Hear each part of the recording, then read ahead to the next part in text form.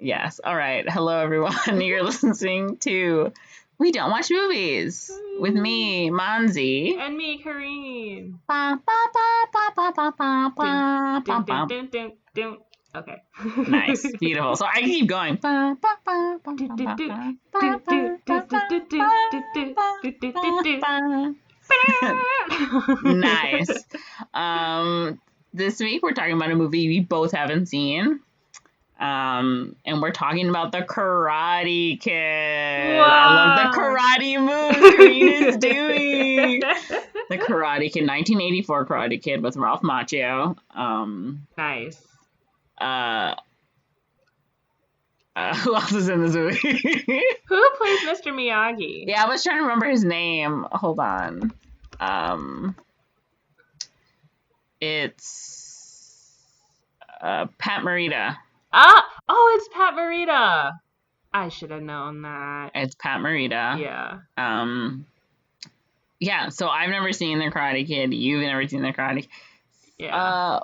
Why haven't you seen the Karate Kid? I just never think to. It's never crossed my mind. It's just never crossed my mind. I think I've seen bits and pieces of the Karate Kid. Mm-hmm. And like I've heard so much about the Karate Kid. Like I feel like it was referenced quite a bit in my family by my dad, like the wipe on, wipe off, or like the chopstick scene or whatever. Mm-hmm. And someone like they kept talking about Ralph Macchio for some reason. They're like, oh, he was in Karate Kid, blah blah blah blah.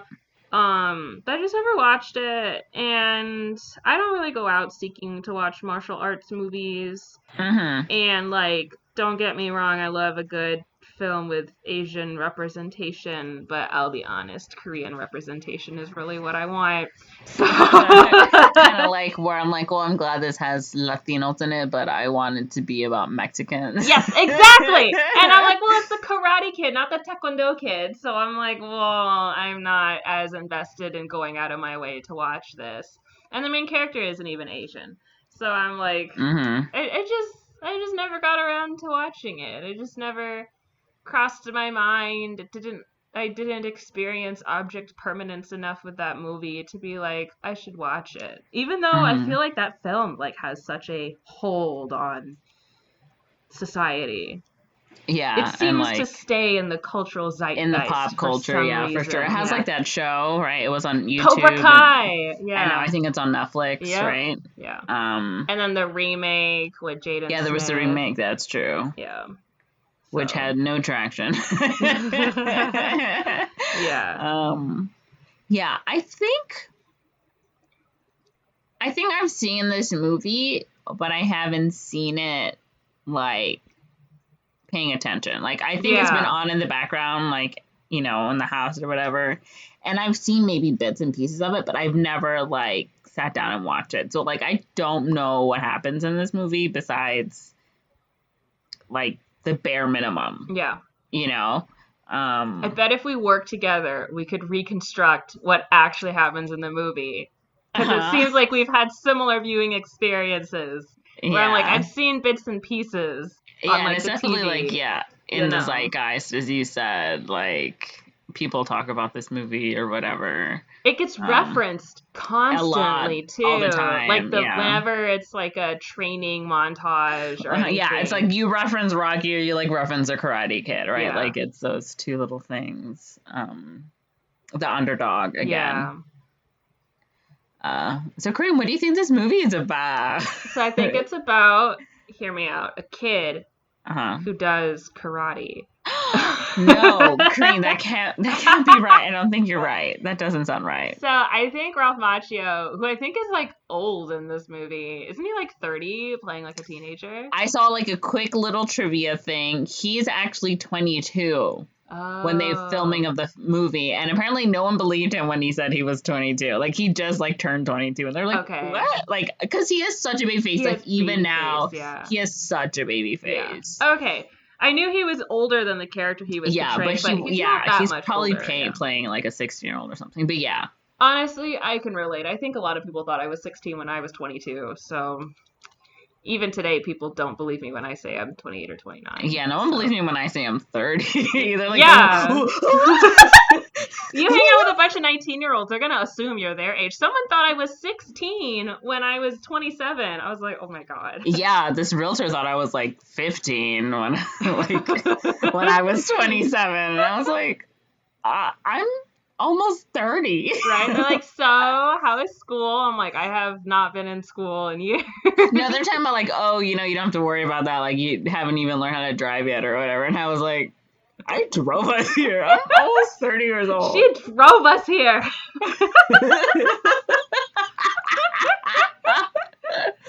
But yeah, it's yeah. So I think Ralph Macchio is getting bullied. That loser. School. Yeah. Mm-hmm. He's getting bullied and picked on, and he's sick and tired of getting bullied and picked on. So he stumbles across Mr. Miyagi, or Mr. Miyagi comes in and helps him out while he's getting picked on or something.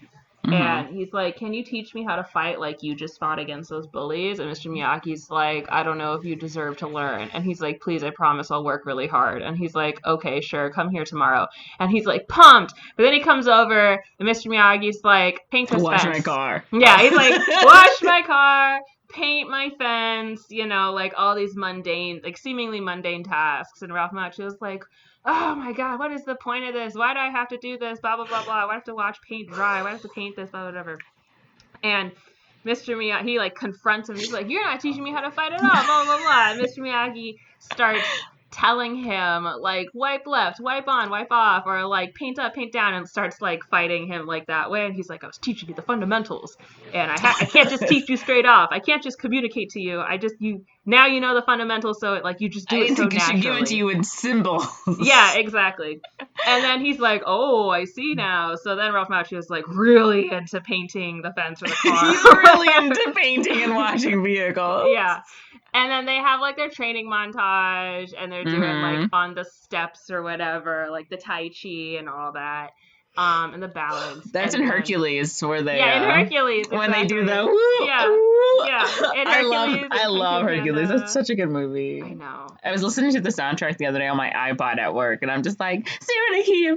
Like, Michael Bolton is participating in the American version of Eurovision.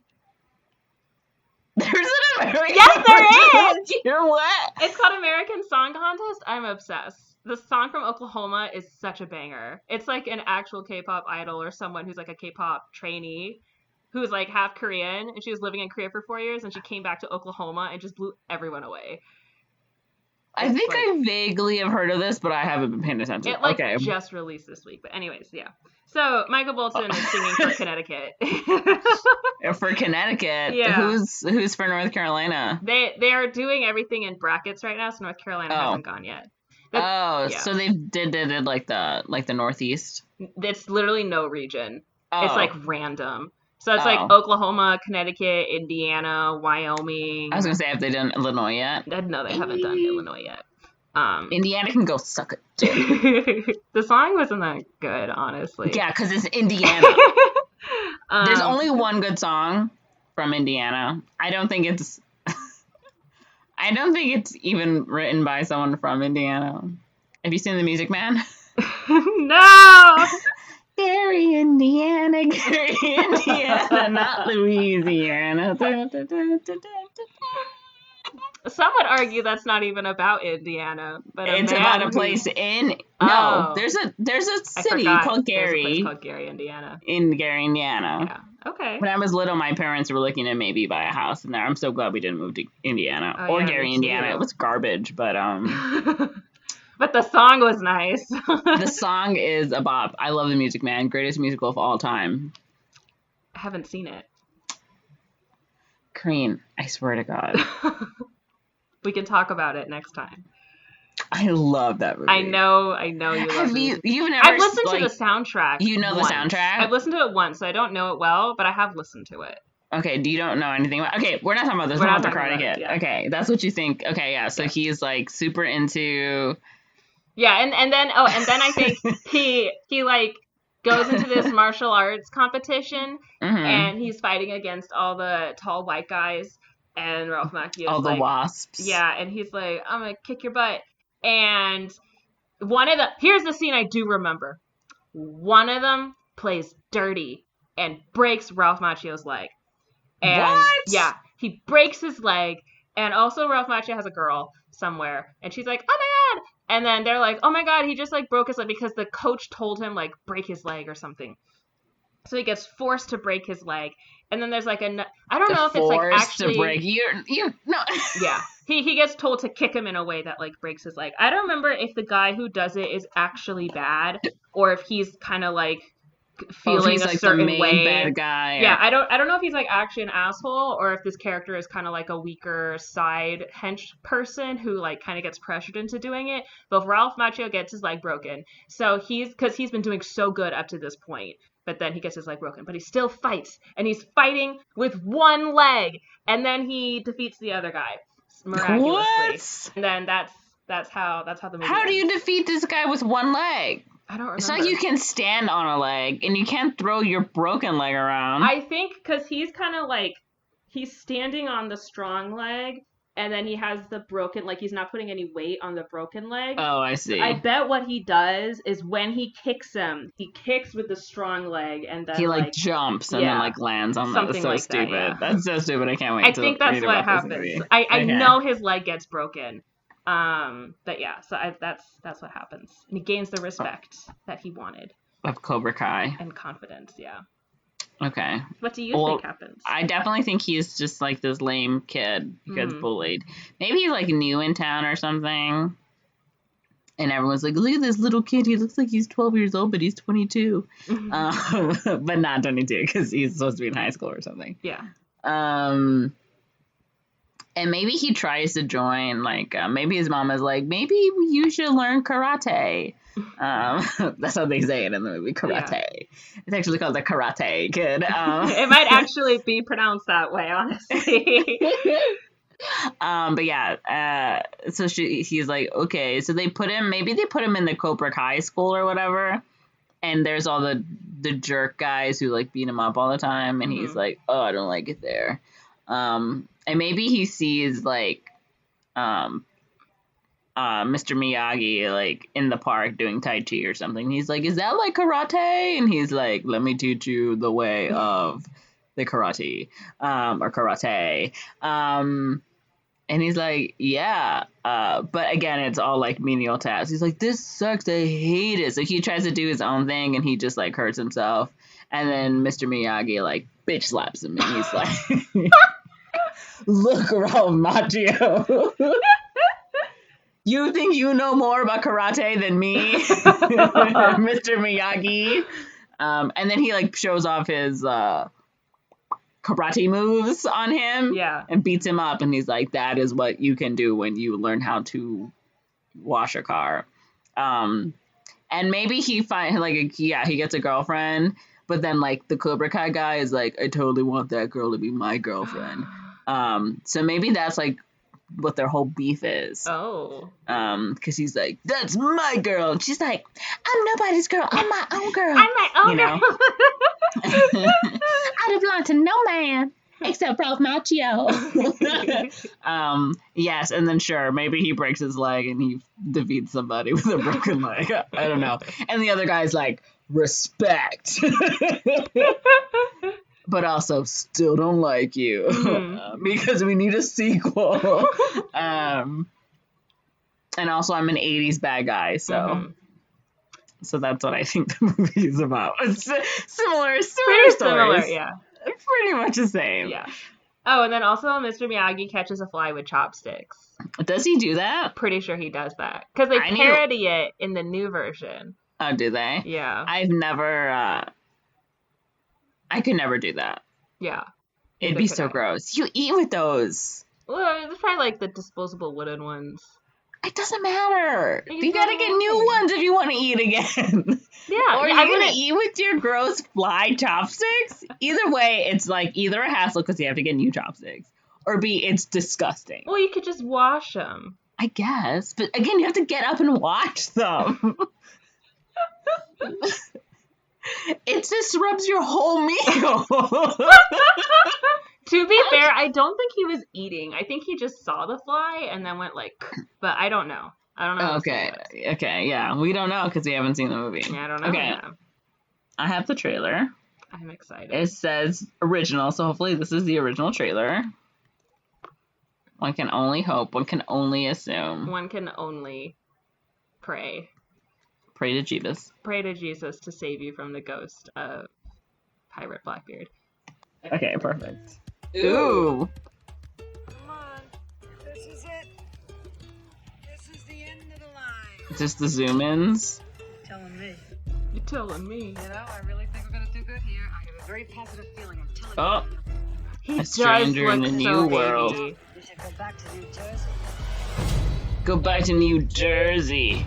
East side versus west side. God, how did that happen? He got beat up. Why? All you want to hear is how great it is out here. Well, maybe great for you, but it sucks for me. Man, you don't want to know the truth. You wanna... Just leave me. Just leave me alone. Oh my god. He's so angry. Punching the wall. Elbowing the wall. Oh, they're in love. They're in love. Corinne. Corinne, they're in love. I know. He's getting beat up with them while they're wearing dumb Halloween outfits. Oh, see, Mr. he Miyagi saves just them. beat them up.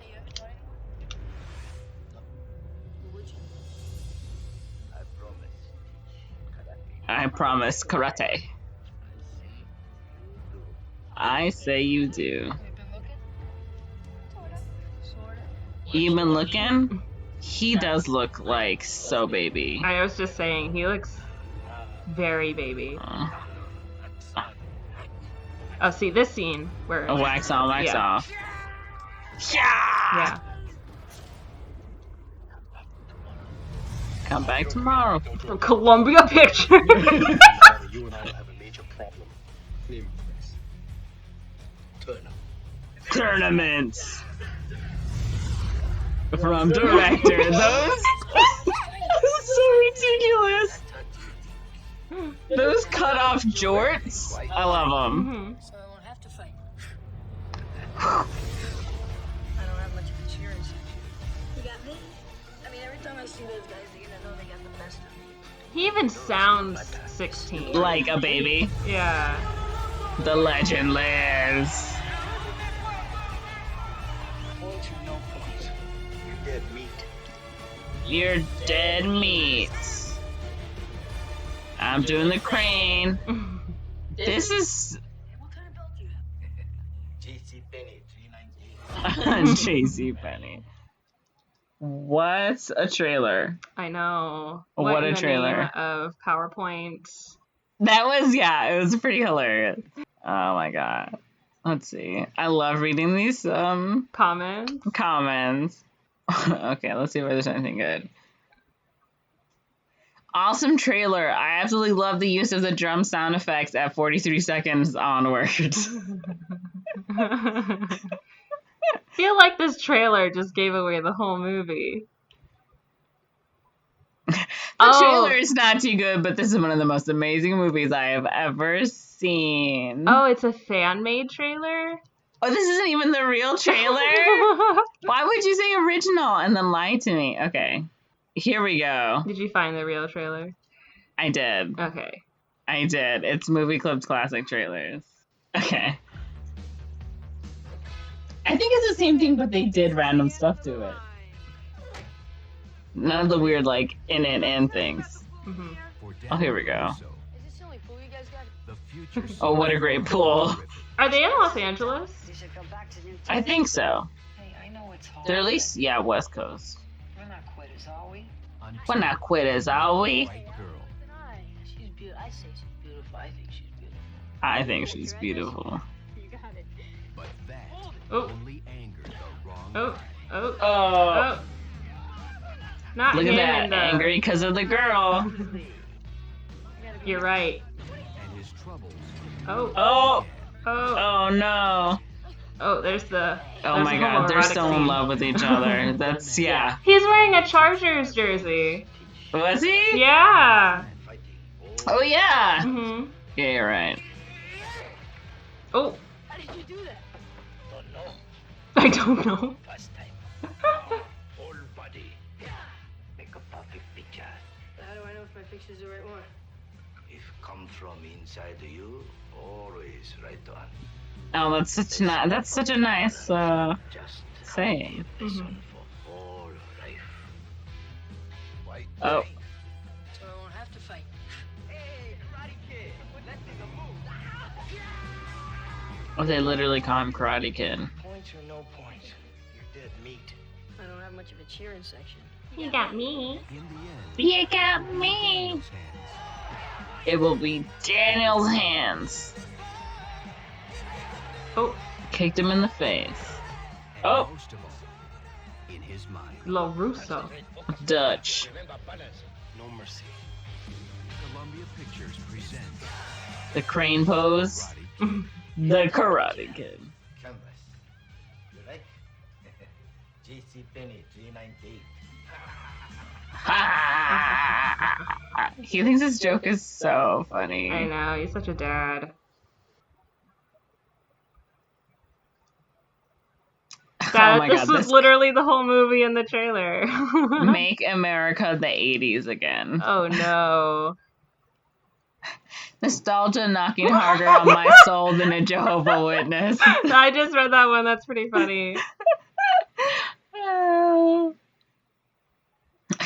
A great coming of age story, followed by 2 lesser coming of age stories where Daniel never seems to get any better at karate. Oh my god. Okay, this is the last one.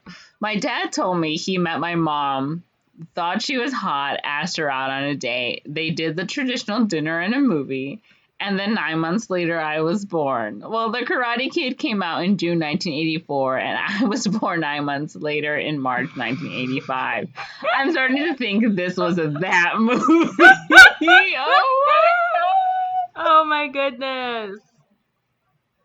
Why would you want to think about that? That's hilarious. I like that there's no likes or dislikes to the comments. No That one has happened nothing 8 to say months about ago. this. I like that it's also edited. He came What back. was the typo? He came back to edit this. Wow. So funny. They hit him just because talking to a girl. Oh, okay. All right.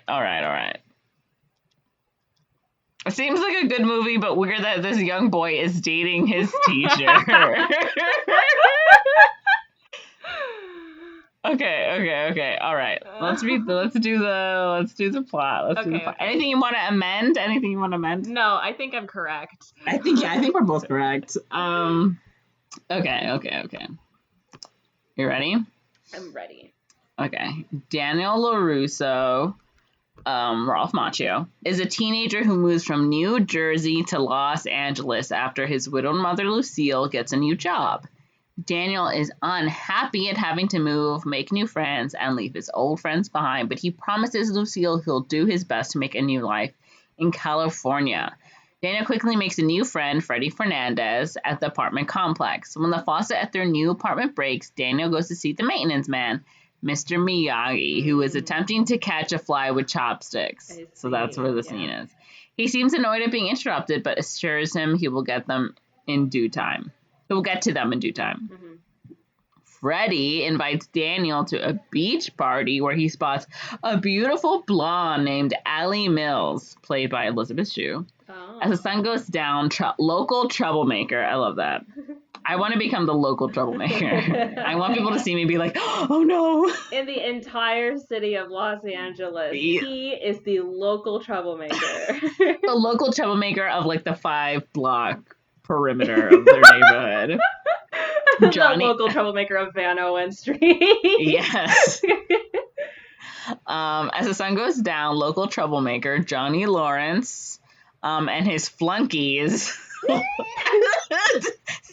What? Tommy and Bobby Brown. These are such names. Crash the party on their motorcycles. After menacingly circling around their bonfire a few times, Johnny dismounts and argues with Allie, revealed to be his ex-girlfriend. Oh, I love how they just are like circling this bonfire. Yeah. Could you imagine, like, can you stop, please? Distracting. He destroys her stereo. What an asshole. Prompting Daniel to stand up to him. Johnny quickly reveals that he knows martial arts, and he easily beats up Daniel, giving him a black eye. Daniel is humiliated and refuses Allie's help. I keep wanting to say Allie. Allie's help when she seems concerned. He attempts to hide the eye injury from Lucille by wearing sunglasses to school. When this fails, he lies and tells her that he fell off his bicycle and into a fist. Into a fist. Into a fist. I hate when I do that. Daniel receives further humiliation during the soccer tryouts at his new school when Bobby sly tackles Daniel, prompting Daniel to tackle him and land a punch to his face, which gets him expelled from the field. Nice. What? I hate when like teachers do that. Yeah. Like when whatever. It's just like, how do you not notice what's going Right? on? Like, what are you doing that you're not paying attention, that you didn't see him slide tackle him? Okay. Although Daniel has some basic knowledge of martial arts via some YMCA self-defense classes, he decides he needs a refresher. You know what? The YMCA karate class just... They're clearly not holding up. They're not working for me. I've gotten beaten up twice. While he exercises, Miyagi comes in to fix the sink and comments on Daniel's attempts to learn from a book. He also inquires how Daniel could fall off a bicycle without sustaining any injuries to his arm. He's calling bullshit. When Daniel meets Lucille for lunch, he notices a karate school, the Cobra Kai Dojo, across the street from the restaurant and decides to check it out after Lucille returns to work. The dojo sensei, an ex-Special Forces Vietnam veteran by the name of John Kreese, so you know he's racist and also he probably has PTSD and needs to go to therapy. Yeah.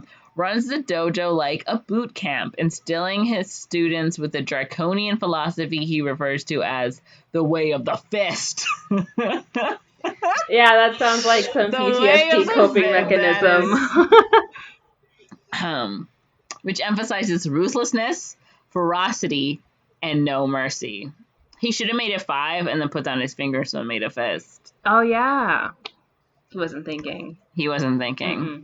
When he sees Johnny, Tommy, and Bobby, Jesus, among Kreese's students, he nervously leaves. Okay. While riding home that night on his bike, Johnny and his friends sideswipe Daniel on their motorbikes, causing him to fall down a hill. Oh my god. Daniel is mildly injured, but more scared and humiliated. He's constantly humiliated. Arriving back at home, Lucille sees him tossing his wrecked bike in a dumpster. Daniel, angry at how his life has been disrupted by the move, tells his mother he wants to move back to New Jersey. As they walk away, Miyagi emerges from his workshop, having heard their conversation. He's just being a creep. He's just being nosy. Yeah, you turn the camera, he's just like there. You know, like when you watch the K-drama and like they overhear and like you're in the most obvious spot in the world. Like, how do they not just see like you? right there, literally right there. Right behind you, but it's like I never saw them the entire time. Yeah, That's Mr. Miyagi. I didn't see you because you weren't in the frame. How can I see you? The next day, Daniel finds his bike out of the dumpster and repaired. Aww. He goes to Miyagi's workshop and finds out that Miyagi had repaired it for him. Miyagi is also pruning bonsai trees and invites Daniel to try it. Daniel is resistant, but Miyagi convinces him that it's a relaxing hobby. Miyagi also shares some of his own personal history with Daniel.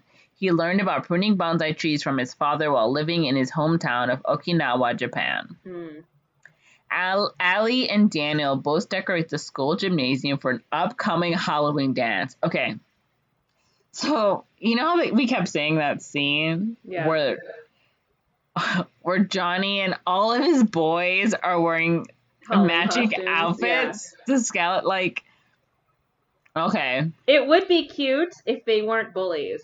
Yeah. You know? I do love that they coordinated. Yeah, imagine, I bet they're doing their makeup, like, together. Like, and I mean, because their makeup is pretty good. Like, you know, they go shopping for the outfits together. Like, it's like, no, dude, come on. We gotta look so good at this Halloween dance. You know what's gonna get me my girl back? Me in this outfit and all of my cronies wearing the exact same matching Halloween outfit. We're gonna look so cool. I want to see that scene. I want to see them like putting the face paint on. Yeah.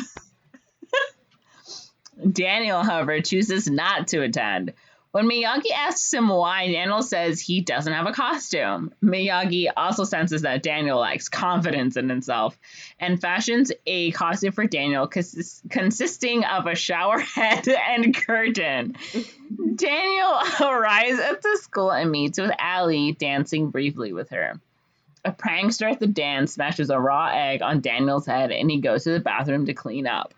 That's unnecessary. That's why. It's just random. Johnny is in one of the stalls, dressed like a skeleton. Parentheses. The other Cobra Kai are as well. And rolling marijuana joints. Daniel rigs a prank, dangling a hose over Johnny and turning on the water, dousing his enemy. Johnny rushes out of the bathroom after Daniel. Allie briefly stalls him by tripping Johnny and spilling all the other Cobra Kais to the floor. Daniel rushes out of the school and nearly makes it over the fence at his home when the Kais catch him and begin to beat him seriously, yelling about how enemies deserve no mercy. I don't think this veteran is teaching them any good values. Johnny winds up for a brutal kick and misses when Miyagi appears and pushes Daniel out of the way. The Kais attack Miyagi, who easily defeats them, including Johnny, leaving them all on the ground and writhing in pain. Miyagi takes Daniel to his workshop and places a medicinal bandana on his head and gives him strong tea to drink. Daniel is amazed that an older man is skilled in karate and asks Miyagi to teach him. Miyagi mentions that the Kai's problem is not their own doing, but must be their teachers. Mm-hmm. Agreed. Yeah. Miyagi suggests that Daniel talk to their teacher. Daniel refuses, thinking he'll be beaten again. Miyagi is reluctant to get involved, but agrees to teach Daniel and also agrees to go with him to Cobra Kai and speak with Kreese. Okay. At the Cobra, I have a feeling that'll go down this really is gonna well. go so well. I feel really like excited. sending an older Japanese guy to go talk with a Vietnam War veteran will really, really go down well. It's gonna, yeah. Well, you know how it is. Yep. At the Cobra Kai dojo the next day, Daniel and Miyagi watch as Kreese lectures his students that an opponent is also the enemy and deserves no mercy. When Johnny notices that Daniel and Miyagi are in the room, Kreese interrupts his class and confronts the visitors. What an asshole. Kreese scornfully dismisses Miyagi's request that his students leave Daniel alone and orders Daniel to fight Johnny immediately. Miyagi wants the odds to be more even for Daniel and suggests that Daniel and the Kais match up at the All Valley Karate Tournament a few weeks from then. Oh, they're in the valley. Yeah, they're in the valley. Kreese likes the challenge and agrees. Kreese also agrees to order his students not to touch Daniel until then, but warns that if Daniel does not show up at the tournament, the harassment will be allowed to resume, which will then include Miyagi. What? What is this? Why is he doing this? What purpose does this serve? He needs therapy. He needs therapy right now. He needs serious therapy. He needs his business license revoked. He should not be in charge of children. He needs a lot of help. My kids are going to beat up your kid if your kid doesn't show up to this tournament. And also, they're going to beat up you. Miyagi takes Daniel to his home to begin his training. Out in front of the house are a dozen classic American cars. Miyagi tells Daniel that they'll have to make a pact. Miyagi will instruct Daniel and his student will not question his method. When Daniel agrees, Miyagi hands Daniel a sponge and orders him to wash and wax all the cars. Miyagi's instructions are very specific. Daniel will only use the sponge and waxing cloths by moving his hands and arms in wide circles. He will also breathe deeply, in through his nose and out through his mouth. In the weeks that follow, Miyagi gives Daniel further chores to complete with similar instructions on technique. Standing a walkway that leads around Miyagi's backyard, landscaped to be a Japanese garden, staining the fence that surrounds his property, and painting his house. Sounds like he really is getting a 2-for-1 deal here. With each new chore, Daniel's frustration grows at the seeming lack of any karate training and Miyagi's minimal praise of his work. Oh, he's Asian. He's not going to praise you. One night, after finishing the painting of Miyagi's house, Daniel expresses his frustration to his teacher. Miyagi tells Daniel to show him how he washed and polished the cars. When Daniel tells him his shoulder aches too much, Miyagi uses acupressure to relieve the tension and orders Daniel to show him the motions he'd been using to do the chores. Daniel quickly realizes that the chores, which are essentially Daniel's fee for the lessons, were also practice for defensive moves, exercises to build muscle tone, his reflexes, and proper breathing technique. Mm-hmm. After a few minutes of practice, Miyagi suddenly yells and throws several punches and kicks at Daniel, all of which Daniel blocks easily. Miyagi also shows Daniel how to bow. How to bow. That word, for some reason, threw me off. To bow to his opponent, making sure Daniel looks his opponent in the eye, both for defense and to convey respect. Mm-hmm. Anytime I'm going to physically fight you, Corinne, I'm going to bow and I'm going to make deep eye contact. And me and all of my boys are going to be wearing matching Halloween outfits. One of these things sounds very realistic. The fighting part. Daniel goes on his first official date with Allie. When he arrives, driven by Lucille at Allie's house, he finds that her parents are quite wealthy and live in Beverly Hills. Damn, girl.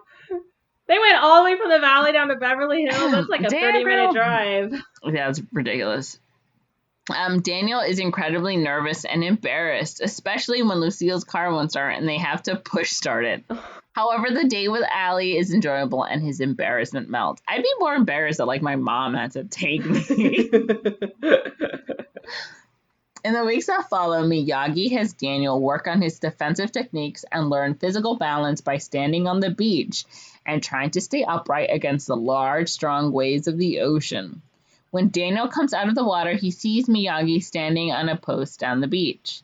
Miyagi is practicing a move where he lifts his arms and one leg, but kicks with the other. When Daniel asks him what the move is, Miyagi calls it the crane technique, saying that if it's performed properly, an opponent will have no defense. Back at Miyagi's pickup truck, there are a couple of drunken men who have placed their empty beer bottles on the fender. Miyagi politely asks them to take them off. When the men refuse and insult Miyagi's Japanese heritage, Miyagi suddenly chops the tops of the bottles with a slice of his bare hand. The men quickly remove the bottles. I like how Miyagi is always finding reasons to use karate in really cool ways. Like, I understand, like, in the situation, like, that those guys suck. Yeah. But, like, he always somehow is just like, I have karate moves. Like, blah, blah,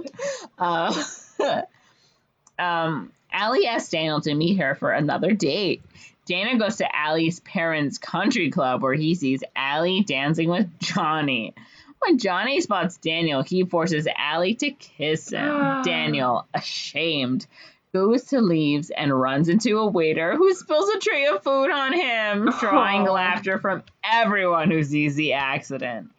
Allie, furious, punches Johnny and leaves, which Daniel does not see happen. Ooh. Ugh, terrible. Later that night at Miyagi's house, Daniel finds him drunk and dressed in an army sergeant's uniform. Miyagi shows Daniel a picture of his late wife and has Daniel drink a toast with him. He's like 16. Miyagi, hold on. I hope it's like juice. After a few minutes, Miyagi passes out in his bed and Daniel covers him with a blanket. Daniel finds an army document stating that Miyagi's wife and child had died during birth at the Manzanar relocation camp for Japanese Americans in California. Yeah, that sucks. Yeah, it's sad. Ugh, there's a whole podcast about a Japanese internment. Daniel also discovers that Miyagi is a war hero, having been awarded the Congressional Medal of Honor. Before leaving, Daniel bows to his teacher. More time passes. Okay, hold on. So they said this thing was going to be in a couple of weeks. It seems like a lot of weeks have passed. It sounds like it's more like a couple of months.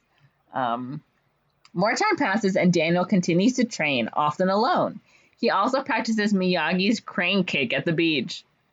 Could you imagine being at the beach and you just see like the scrawny little kid doing his little crane kick thing, like I'd be like, ooh, little nerd, like you deserve to be bullied. Oh, look at this wannabe here. Who is this weeaboo? Are you doing karate? Miyagi also teaches Daniel how to punch, harshly reprimanding Daniel when the boy begins to goof off.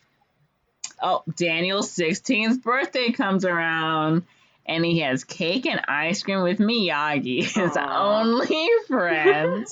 What happened to Fernando or Ferdinand or Fernandez? What happened to him? I don't know. He just sort of disappeared. I'm sure he's in the movie still, but he's not in the synopsis.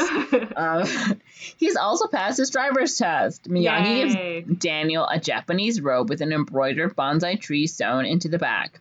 Miyagi's other present is one of the cars he had Daniel wash and wax, a yellow 1948 Ford Super Deluxe. He tells Daniel to go out and find the balance in his life. Realizing that he has confidence and to pursue his relationship with Allie, Daniel drives to a local hangout and finds Allie, intending to confront her about kissing Johnny. She mostly ignores him until Allie's friend Susan explains that Johnny had kissed her only to humiliate Daniel, and that Allie had hurt her wrist while punching Johnny for that affront. Daniel apologizes to Allie and she accepts. He takes her out for a drive in his new car. ... No, I'm kidding. On the day of the tournament, this is a family movie, Corinne, calm down. On the day of the tournament, Allie and Lucille join him. At the registration desk, the official asks what degree of belt Daniel has attained. Miyagi tells the official that Daniel is a black belt and slyly steals the official's belt from his bag sitting beside the desk, giving it to Allie. What? In the locker room while dressing, Daniel is confronted by some of the Cobra Kais, led by Dutch, one of Kreese's top-ranking students. One of the referees orders the Kais out. Okay. In the tourney ring, this is now Act 3 for sure. Mm-hmm. In the tourney ring, Daniel squares off and beats his first opponent. Hey. He continues to advance, much to his own surprise. I'm doing it. But damn, these guys suck. I'm so good. Am I special? Am I better than everyone? Yes, there we go. Thank you. In the higher rounds, Daniel faces off against some of the Cobra Kais. When Daniel defeats Tommy and Dutch, Kreese orders Bobby to use an illegal kick to deliberately injure Daniel's knee, taking him out of the competition. Though disgusted, Bobby complies, severely injuring Daniel and getting disqualified in the process. Yeah. Daniel is taken to the locker room, hey George, where a medic tells him he won't be able to finish the competition. Daniel is devastated, but Ali, Lucille, and Miyagi all tell him that he made his point and further fighting isn't necessary. However, after both women have left, Daniel asks Miyagi to use acupressure to fix his knee like he did for his shoulder during training. Oh, okay. Though Miyagi initially reiterates Lucille's comments that Daniel has nothing left to prove, Daniel insists that he will never be able to achieve his life's balance if he knows his tormentors have gotten the best of him. Miyagi agrees and partially heals Daniel's leg. Daniel returns to the ring moments before Johnny is about to be named winner by default. Mm-hmm. That sucks. Needing 3 contact points to win, both square off, and after several tense rounds, the score is tied at 2. Daniel tries a high kick, which is caught by Johnny, who, under orders from Kreese, plants an elbow in Daniel's injured knee. Daniel, despite being in pain, is undeterred and lines up for the final round. He takes up the crane technique pose and, with an approving look from Miyagi, waits for Johnny to make his move. Daniel kicks out with his leg and connects with Johnny's chin, scoring a 3rd point and winning the match and title. As he's carried around on the shoulders of the other competitors, Johnny congratulates him and hands him the championship trophy. Daniel celebrates his triumph and sees Miyagi nearly smiling. Hey. Hey. What do you think? Are you inspired? That was about what I thought the movie was about. It's literally exactly what we thought the movie was about. A part of me is wondering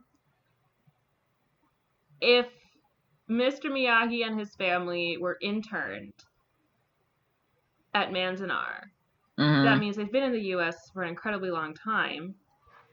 Is he first generation immigrant, or is he like a second or third generation immigrant? And if he's a second or third generation immigrant, why does he have such a thick accent? I think he's first generation because earlier in the synopsis they mentioned his hometown of Okinawa. Remember? Oh, you're right. Okay, that explains it then. Damn, it's just poor timing then. Yeah. He was probably in his 20s when he got interned, which meant he moved to the U.S. probably like right before everything went down. Probably. Yeah. Was the immigration law even letting them in?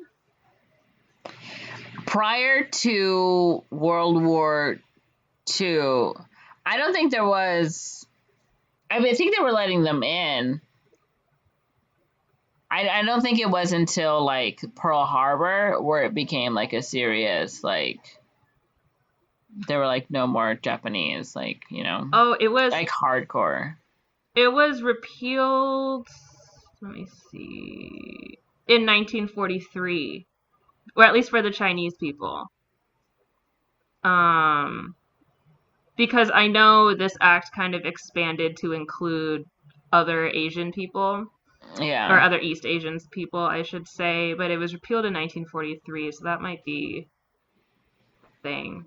Some surprising nuance with the mention of Manzanar. Especially since it's not like talked about. Yeah, it's like never talked like in about school or whatever. But yeah, but he is like basically like a hero. So interesting. I like how he just keeps getting humiliated. I know. What does Elizabeth Shue see in him? I think is my question. Because I keep seeing this guy get beat up and like. I think she thinks he's cute, which he is. So, I mean, yeah, he's adorable. Yeah. He also probably seems like a nice kid. You know? I guess that's true. Yeah. He's got such like a hot Jersey accent. I don't know how to Jersey. Oh, he's half Italian, half Greek.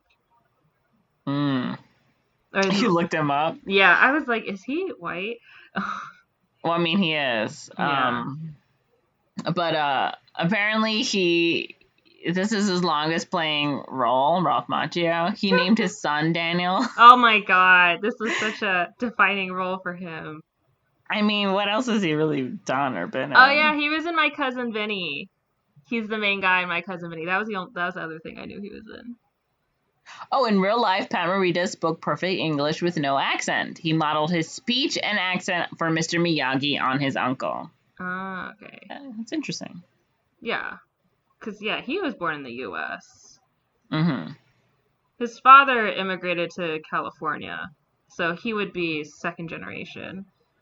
Oh, he had tuberculosis when he was 2. Oh, my goodness. Wow. So much is happening. And he was also interned. I wonder if that was why they included it in the character's backstory, because he himself had been interned. I don't know. Yeah. Okay, oh my god, alright, okay. The story and movie is based on the life of its screenwriter, Robert Mark Kamen. At age 17, after the 1964 New York World's Fair, Kamen was beaten up by a gang of bullies. He thus began to study martial arts in order to defend himself. Kamen was unhappy with his first teacher, who taught martial arts as a tool for violence and revenge. So he moved on to study Okinawan Goju-ryu karate under a Japanese teacher who did not speak English but had been a student of Chojun Miyagi. Oh. That's so interesting. That's kind of nice then. I feel like... Okay, that's nice. There's a little more authenticity to that, I think. Even though it's told from, like, a white guy's perspective, it's still like, oh, this is literally, like, what happened to him. You know? Interesting. So what do you think of the movie, Corinne? Thoughts, comments? I mean, I feel like kind of a typical 80s movie. The bullying they show in these 80s movies is really like crazy. Well, I mean, I watched Footloose last week, and the bullying there was also pretty bad. Yeah. And then like in this movie, it's like really nonstop. It's kind of crazy. Um, it's like a new kid, and he's just trying his best to fit in, and people are just not giving him a break just because he's not from the area. It's really annoying and frustrating. But I mean, on the surface level, I think it works. I can see why it's so popular. I bet so many people gagged in the theater when they realized that washing the car was actually the karate moves. You know, like that's a fun little twist. Clearly it resonated with a bunch of people. It's kind of like Rocky, but for teenagers. You know? I think it's fine. I'm curious what the analysis of it would be nowadays in terms of like Asian representation and stuff. Like obviously like this was like Pat Morita's in there. He's like a big deal Asian actor. And this was a pretty big role for him. So I'm sure at the time it was pretty like, wow, you know. But I'm wondering now how people look at it or view it, you know. Because at the end of the day, it is like a white guy learning Japanese martial arts, which nowadays has like a very different connotation, you know, like weeaboos or fetishists or people who, you know, there's those conversations about cultural appropriation and such, like what is appropriate, what isn't appropriate. For starters, I don't think learning an Asian martial art is appropriation. But I'm just curious what people who think about this movie way more than I'm willing to think about it have have like said or thought in terms of the Asian representation, how it has aged and such. But I think for the time, like, yeah, I think that's fine. I think certain things are a bit stereotypical in depiction and whatnot, but at the same time, clearly it's based on screenwriter's life. Pat Morita is bringing some of his own, you know, family and history and stuff into his role, so who am I to say that isn't authentic, you know? So I think it's fine. What do you think about the movie? It's kind of exact. I don't really like sports films. I don't care. So I kind of have like a sense of like I still don't care. Yeah. Will I watch the Karate Kid? Maybe one day. I'm more interested in knowing what you thought about Footloose. But yeah, it was okay. Like, maybe, yeah. I'm just kind of glad, I guess, I know what happens in it now. Yeah. But no, I agree. Like, 80s bullying is always really, really bad. Yeah. When I went to because, like I said, I grew up on, like, 80s films. So when I always just assumed, like, high school was going to be horrific. Like, I was waiting for, like, some horrible things, and my high school experience was not horrible. It was pretty good. I was never bullied because I am the bully. But I, you know, I also showed up to the Halloween dance with my boys in matching skeleton outfits and beat up Ralph Macchio. Yeah.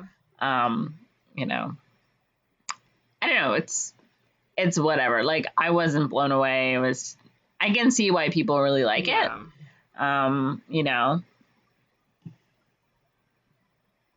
so I guess, what would you rate it, Corinne? I think I rated a 3 out of 5. Yeah, I was gonna say, I think I'm gonna give it a 3. It's just like, I really have no opinion. It's okay. Yeah. It's perfectly fine and functional. Ralph Macchio is very cute and charming and charismatic in that role. I think a lot of people really liked it because of him. Yeah, I think he definitely does a good job. Yeah. There's something just from like the endearing. trailer or whatever. Yeah, he's got like he's cute. He's you can tell like he's a little guy. Of course he's gonna get beat up, I'm just and a like little guy. Johnny and Bobby and Tommy and all those dummy sounding guys. There are these big dudes, so like of course you're gonna root for them. But I think it sort of helps.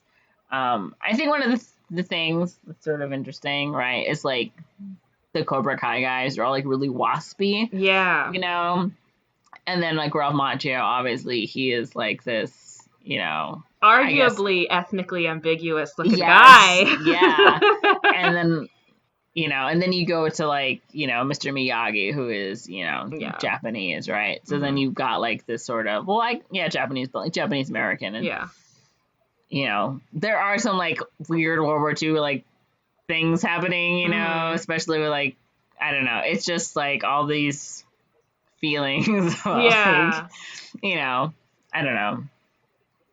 I think there's like this undertone of like this is actually just really a race issue. Yeah, exactly. It's like definitely deep undertone, and that's what I think I like is that like Mr. Miyagi is like the hero. He is like a hero in this, like he really doesn't have any quote unquote flaws. Again, like the mythical hero or whatever. But I don't think based off what we read, it doesn't even seem like Daniel, right, is like, oh, you don't want to. Yeah. He's not a jerk to him because he's Asian or whatever. He never seems to.